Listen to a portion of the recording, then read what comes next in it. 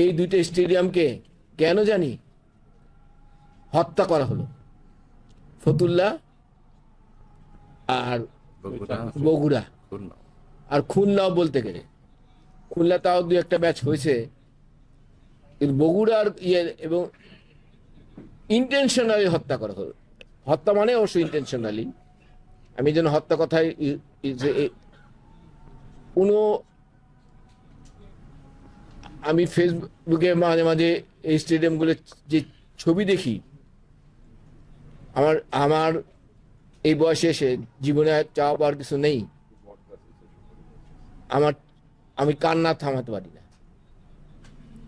তা আপনারা সাংবাদিকরা অবশ্যই এই দুটি স্টেডিয়াম